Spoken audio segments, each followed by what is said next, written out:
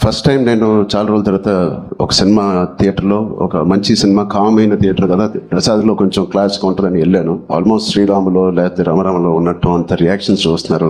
And ఈ cinema ఈ సీన్కి ఏదైనా చేపలు కొడతారనుకుంటే కాదు, అసలు అనుకోని సీన్స్ కూడా నాకు చేపలు కొడుతున్నారు. ఇన్స్పైరింగ్గా ఉంది అంటున్నారు. వాళ్ళందరికీ ఇలాంటి ఒక సినిమా కలుగు చేసినందుకు మా టీం అందరికీ, బుచ్చిబాబుకి, వాళ్ళందరికీ చాలా థ్యాంక్ యూ. ఈ ఎక్స్పీరియన్స్ నాకు ఇచ్చినందుకు, నా సినిమా కెరియర్లో, నా లైబ్రరీలో నంబర్ 1 or 2 సినిమాగా నిలిచిపోయే ఒక సినిమా ఇచ్చినందుకు. మొదటి రోజు కథ విన్నప్పుడు నేను మనస్ఫూర్తిగా వెళ్ళి నేను హక్ చేసుకున్నాను. బట్ ఇది ఎంత రిస్క్ అయినా కదా అని నాకు తర్వాత తెలిసింది.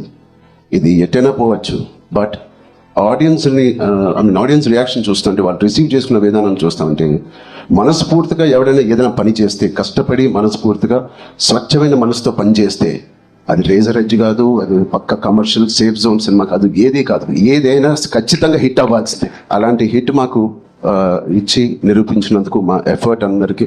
So across India and abroad ప్రతి ప్రేక్షకుడికి, ప్రతి చిన్న కుర్రోడికి, చిన్న పిల్లలకి, వాళ్ళు తీసుకెళ్ళిన వాళ్ళ తల్లిదండ్రులకి, వాళ్ళతో పాటు వెళ్ళిన అమ్మమ్మలకి, తాతయ్యలకి, కొత్త ఆడియన్స్ని చూస్తాం మేము థియేటర్లో.